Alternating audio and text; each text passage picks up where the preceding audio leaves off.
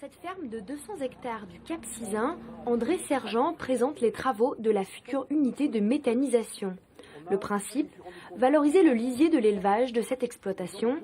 Après broyage dans ces cuves, le lisier se transforme en biogaz. Et on s'était posé la question de savoir si on pouvait améliorer l'état sanitaire, environnemental, mais également économique de l'exploitation avec cette nouvelle activité. On a pu constater qu'on était capable de générer une production d'électricité de l'ordre de 207 kW, ce qui est l'équivalent, si hors chauffage, hors eau chaude, de la consommation d'électricité annuelle de 600 ménages, si on prend les chiffres de l'ADEME de 2008. Donc c'est pas rien. L'énergie produite viendra alimenter le réseau EDF. La chaleur sera quant à elle valorisée pour le chauffage de la maternité des truies. Les éleveurs sont ainsi amenés à diversifier leur activité. Moi, je considère bien la méthanisation comme étant une production supplémentaire à l'activité agricole.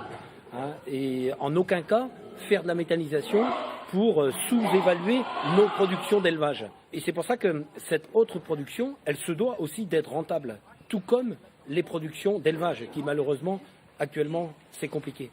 Et cette méthanisation, par contre, lorsque on est éleveur, c'est vrai que c'est un complément qui est en adéquation avec ce métier d'élevage.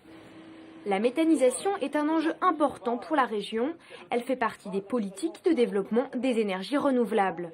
Au-delà de tous les intérêts qu'elle peut avoir pour l'agriculture, la méthanisation fait partie des énergies nouvelles que nous sommes effectivement à mettre en place dans le cadre de ce pacte électrique breton. La Bretagne doit être, elle est déjà, mais elle doit être la première région, je veux dire, en nombre d'installations, mais au-delà du nombre d'installations, elle doit être la première région en production d'énergie renouvelable. Ce projet s'élève à plus d'1 million d'euros et le retour sur investissement serait atteint entre 6 et 7